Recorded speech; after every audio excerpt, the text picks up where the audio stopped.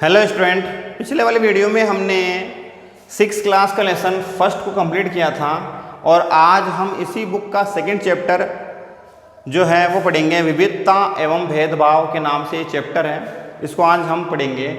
आप पढ़ रहे हैं जो 6 क्लास की बुक है सोशल एंड पॉलिटिकल लाइफ के नाम से, उसका सेकंड चैप्टर आज पढ़ रहे हैं। तो शुरू करते हैं। विविधता और भेदभाव क्या है इसको समझते हैं। देखिए, विविधता और भेदभाव क्या है,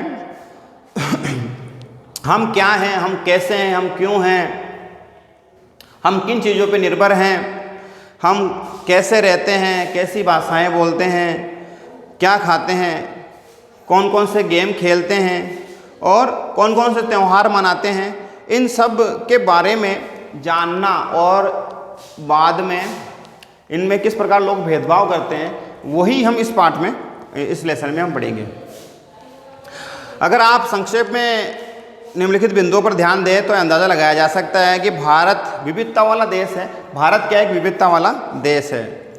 संसार में 8 प्रमुख धर्म हैं। भारत उन 8 धर्मों के अनुयायी यानी कि उन लोगों को मानने वाला देश है। यहाँ से 1600 से ज़्यादा प्रकार की लैंग्वेज बोली जाती है और कई लोगों की मातृभाषाएँ भी हैं। यहाँ 100 से ज़्यादा नृत्य लोग करते हैं, यानी कि लोगों का जो डांस है वो 100 से ज़्यादा है। तो देखते हैं, there are many things that we make us what we are, how we live, that language we speak, what we eat, wears and games we play and the things we celebrate. all of these are brought by the geography and history of the palace where we live. You will get an idea how we discover diversity of India if you look even at that following statement. इन जो ये वाक्य हैं, इन वाक्यों से ये स्पष्ट हो जाता है कि जो भारत है वो विविधता वाला देश है। भारत क्या है? विविधता वाला देश है। इन सारी बातों से पता चलता है। भारत में हर प्रकार के लोग रहते हैं, हर प्रकार के धर्मों को मानने वाले लोग रहते हैं और लगभग भारत में 1600 से ज़्यादा लैंग्वेज बोली जाती है। 1600 से ज़्यादा लैंग्वेज बोली जाती है और जो हमारी 8 शेड्यूल है उसमें जो 22 लैंग्वेज है उसको तो हमने सूचीबद्ध किया है, यानी कि उसको हमने लिस्टेड किया है। ये भाषाएं तो क्या है, इन भाषाओं को तो हमने अनुसूचित भाषा यानी कि लुप्त होती भाषाओं का दर्जा दिया है। इसके अलावा 1600 प्रकार की लैंग्वेजेज आप इंडिया में और देख सकते हैं। ये विविधता हमेशा खुश रहने का कारण नहीं बनती है। हम उन लोगों के साथ सुरक्षित और आश्वस्त महसूस करते हैं जो हमारी तरह दिखते हैं, हमारी तरह बात करते हैं, हमारी तरह कपड़े पहनते हैं, हमारी तरह सोचते हैं। कभी कभी हम ऐसे लोगों से मिलते हैं जो हमसे भिन्न हैं और जो हमसे बहुत अजीब है और अपरिचित से लगते हैं। कई बार हम उन्हें समझ नहीं पाते हैं और हम उनको जान नहीं पाते हैं वे हमसे अलग क्यों हैं।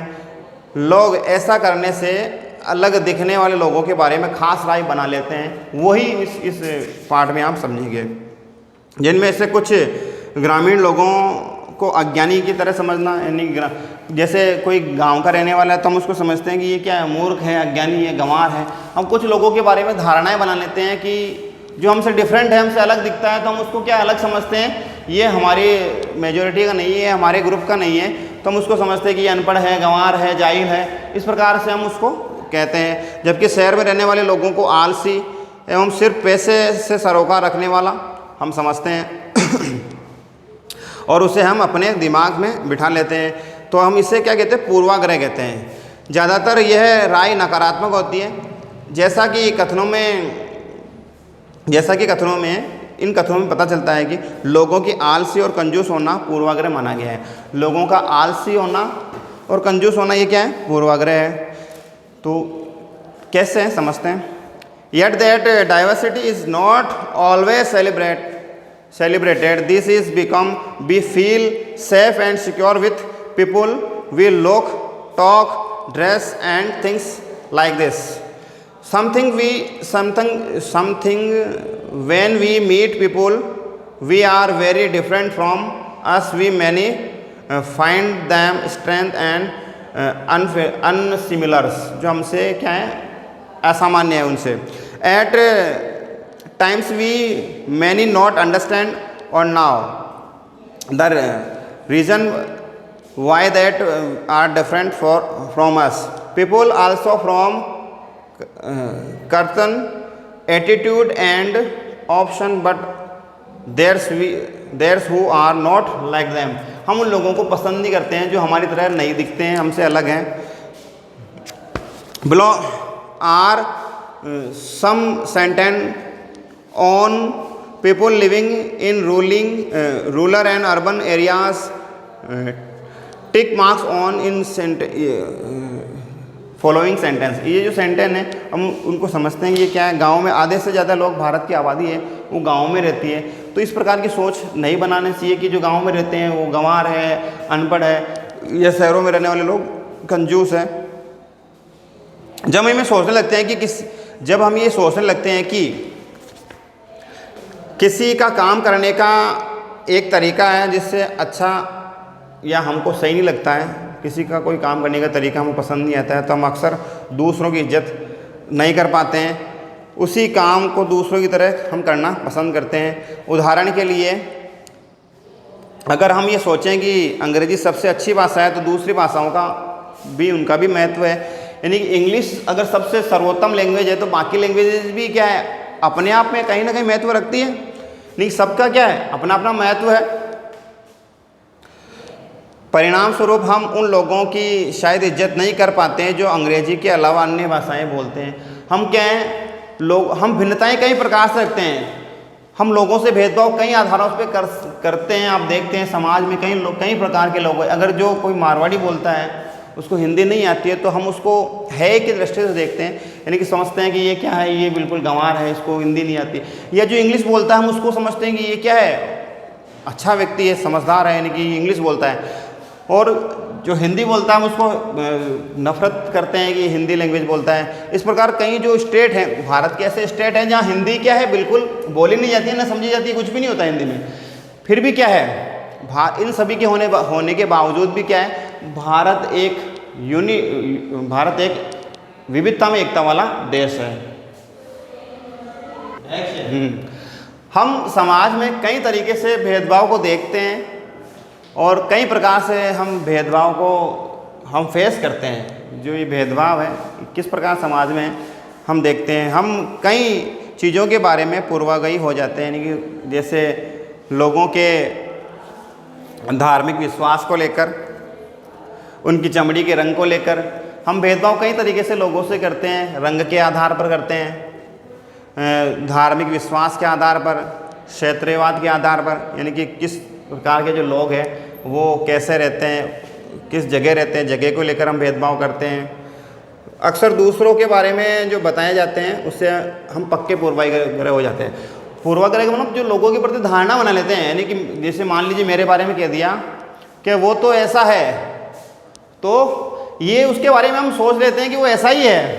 यही क्या है, ये पूर्वाग्रह है। किसी के बारे में बिना सोचे समझे जो धारणा बना लेते हैं, इसको हम पूर्वाग्रह कहते हैं। इसी प्रकार जो हमारी धारणा है कि जैसे मान लीजिए साउथ के जो लोग हैं वो किस प्रकार से रहते होंगे, हमें देखा नहीं कभी, तो हम क्या उनके बारे में धारणा बना लेते हैं कि वो काले होंगे, वो जो फिश है उसको डायरेक्ट बिना पकाए खाते होंगे, या कैसे रहते होंगे, वो अपनी तरह नहीं दिखते होंगे, इंग्लिश बोलते होंगे। ये जो पूर्वाग्रह है ये क्या है, हम बिना सोचे समझे, बिना देखे, बिना समझे जो बना लेते हैं, इसी को हम पूर्वाग्रह कहते हैं। और ये कई प्रकार से पाया जा सकता है। क्षेत्र जो एक जगह है, कोई एरिया को लेकर भी हो सकता है। जैसे हम धारणा बनाते हैं, जैसे कश्मीर को लेकर बनाते हैं, कश्मीर में लोग किस प्रकार से रहते हैं, वहाँ बर्फ़ गिरती रहती है, ऐसे ठंडे जीवन में लोग किस प्रकार से रहते हैं, वो ऐसे होंगे, वो हमसे अलग दिखते हैं, वो गोरे हो सकते हैं, या वो क्या हैं जो छोटी छोटी जो चीज़ें हैं उनको बेचकर अपना काम करते हैं, भेड़ों को पालते हैं, उनसे ऊन प्राप्त करते हैं। ये जो बातें हैं ये क्या है, बिना समझे भेदभाव, फिर इस प्रकार से भेदभाव को बढ़ावा मिलता है। ये तो था रंग के आधार पर, जो कलर है, चमड़ी का कलर, जो हमारी स्किन का कलर, उसके आधार पर भेदभाव है। क्षेत्रीयवाद पर भी हो सकता है। लड़के और लड़कियों में भेदभाव किया जाता है, आपको पता है। समाज में लड़के और लड़कियों में भी कई तरीके से भेदभाव किया जाता है। हम सभी इस भेदभाव से परिचित हैं, आप सभी इस भेदभाव को जानते हैं किस प्रकार से भेदभाव होता है। एक लड़का या लड़की होने का अर्थ क्या होता है?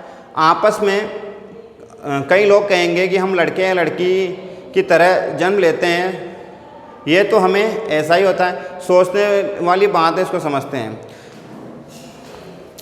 लड़के और लड़कियों में क्या फ़र्क है? नीचे दी गई जो तालिका है उसको देखते हैं। वे बहुत ही सुशील हैं और उनका बात करने का जो तरीका है वो सौम्य और मधुर है। लड़कियों के बारे में कहा जाता है, और लड़कों के बारे में कहा जाता है कि वे शरीर से बहुत ही बलिष्ठ हैं और बहुत ही शरारती होते हैं। जो लड़कियां हैं वो नृत्य और चित्रकारी में निपुण होती है। लड़के रोते नहीं है कभी, और लड़कियां ज़्यादा रोती है। लड़के उद्यमी होते हैं और लड़कियां उद्यमी नहीं होती है। लड़के खेल में ज़्यादा निपुण हो सकते हैं, यानी खेल में ज़्यादा अच्छे हो सकते हैं, और लड़कियां नहीं होती हैं। लड़के खाना नहीं बना सकते, लड़कियां खाना अच्छा बना सकती है। तो ये लड़के बहुत कम भावुक होते हैं, लड़कियां ज़्यादा भावुक हो जाती हैं, इमोशनल ज़्यादा हो जाती है। तो ये सब जो बातें हैं ये क्या है? भेदभाव की ओर अग्रसर करती है, यानी भेदभाव को बढ़ावा देती है।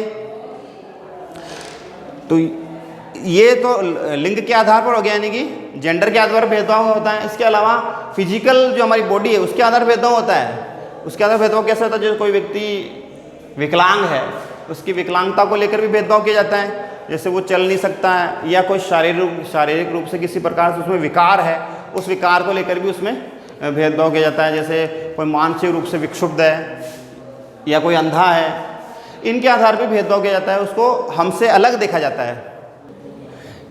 Correcting stereotypes, all of us are familiar with gender differences. What does it means to be boys and girls? Many of you would say we are born as boys and girls. It is a given. What is there things about? Let's see it this in case.